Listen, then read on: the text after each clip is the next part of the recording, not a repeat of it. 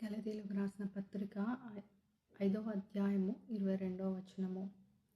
అయితే ఆత్మఫలమేమనగా ప్రేమ, సంతోషము, సమాధానము, దీర్ఘశాంతము, దయాళుత్వము, మంచితనము, విశ్వాసము, సాత్వికము, ఆశానిగ్రహము. ఈ ఆత్మఫలాల్లో మొదటిది ఏంటిది? ప్రేమ. అవునా? ప్రేమ అని వ్రాయబడి ఉంది. ఎందుకంటే ప్రేమతోనే దేనైనా మనం జయించగలం. ఒక కఠిన మనిషి అంటే ఒక మనిషికి కఠిన హృదయం ఉంటే ఆ మనిషి ఎంత కఠినుడైనా నువ్వు ఆ మనిషిని ప్రేమిస్తే ఆ మనిషి మారొచ్చు. అందుకే మొదటిగా ఏమని వ్రాయబడి ఉంది? ప్రేమ అని వ్రాయబడి ఉంది. అయితే మనము వాక్యంలో చూసినట్లయితే యోహాను వ్రాసిన మొదటి పత్రిక 4వ అధ్యాయము 19వ వచనంలో ఆయనే మొదట మనలను ప్రేమించెను గనుక మనము ప్రేమించుచున్నాము. అయితే ఇక్కడ ఏమని వ్రాయబడి ఉంది? దేవుడు, ఆయన అంటే ఎవరు? ఆయనే మొదట మనలను ప్రేమించెను గనుక మనము ప్రేమించుచున్నాము. అంటే ఏమని వ్రాయబడి ఉంది? ఆయనే అంటే ఎవరు? దేవుడు. యేసయ్య మొదట మనని ప్రేమించిండు, అందుకే మనము ప్రేమించబద్దులమైతిమి.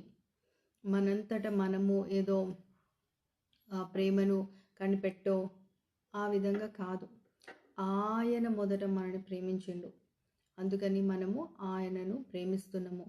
ఆయననే కాదు, అంటే దేవుణ్ణనే కాదు, ఇతరులను కూడా మనము ప్రేమించగలుగుతున్నాము. నువ్వేదో మంచి చేస్తున్నావు అని దేవుడు నిన్ను ప్రేమిస్తలేడు. నువ్వు పాపంలో జీవించినప్పుడు కూడా దేవుడు నిన్ను ప్రేమించిండు. అందుకే దేవుడు తన ప్రాణాన్ని శిలువ మీద మన కొరకు అర్పించిండు కదా. నువ్వేదో మంచి చేస్తేనే నిన్ను ప్రేమిస్తా అన్నది కాదు ఇక్కడ. నువ్వు పుట్టక మునుపే, జగత్ పునాది వేయబడక మునుపే వధింపబడిన గొర్రెపిల్ల గనుక దేవుడు మనలను మొదటిగా ప్రేమించిండు, అందుకని మనము ప్రేమిస్తున్నాము. అయితే దేవుడు ఏదో నువ్వు మంచిగా నీతిగా జీవిస్తున్నావని నిన్ను ప్రేమించట్లేదు. ఆయన నీ క్రియలను బట్టి నిన్ను ప్రేమించట్లేదు. ఎందుకంటే మనము రోమీయులకు రాసిన పత్రిక 5వ అధ్యాయము 8వ వచనంలో మనం చూసినట్లయితే, అయితే దేవుడు మన ఎడల తన ప్రేమను వెల్లడిపరుచుచున్నాడు.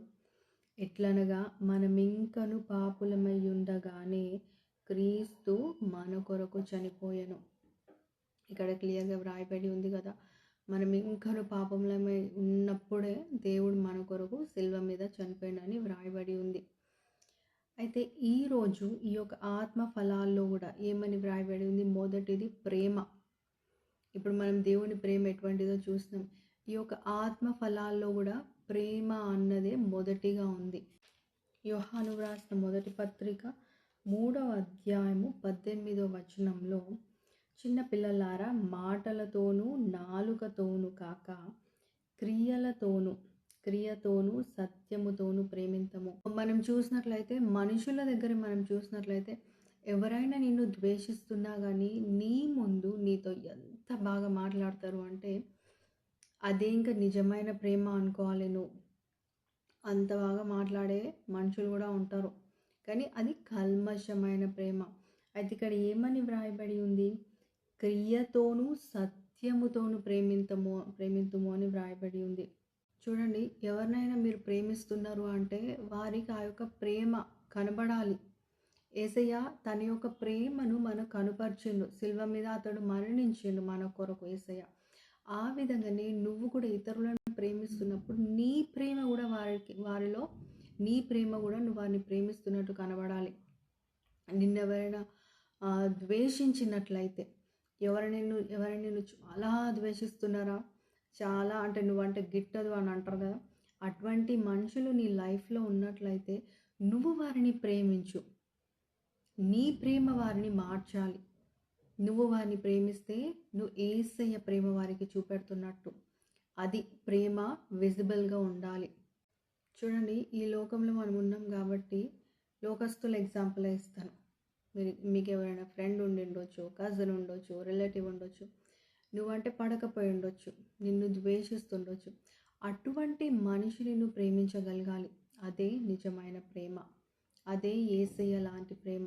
నేను క్రైస్తవుడను, నేను క్రైస్తవురాలిని అని చెప్పుకోవడం కాదు. ఆత్మ ఫలాల్లో మొదటిదేంటి? ప్రేమ. సో, నువ్వు కూడా ఆ విధంగానే ప్రేమించాలి. అదే ఆత్మ యొక్క ఫలము. కొరింథీయులకు రాసిన మొదటి పత్రిక 13వ అధ్యాయము 4-5 వచనములు. ప్రేమ దీర్ఘకాలము సహించును, దయ చూపించును. ప్రేమ మత్సరపడదు. ప్రేమ డంబముగా ప్రవర్తింపదు. అది ఉప్పొంగదు. చూసారా ప్రేమ గురించి ఏమని వ్రాయబడి ఉంది ఇక్కడ? ప్రేమ దీర్ఘకాలము సహించును. నీకు ఎవరైనా ఇష్టం ఉంటే వారు నేను ఎంత బాధ పెట్టినా నువ్వు సహిస్తావు. ఎందుకు? వారిని నువ్వు ప్రేమిస్తున్నావు కనుక. ఇక్కడ చూసినట్లయితే ఆత్మ ఫలాలు ఎంత క్లియర్గా ఉన్నాయి. మొదటిదే అయితే ఆత్మ ఫలం ఏమనగా ప్రేమ.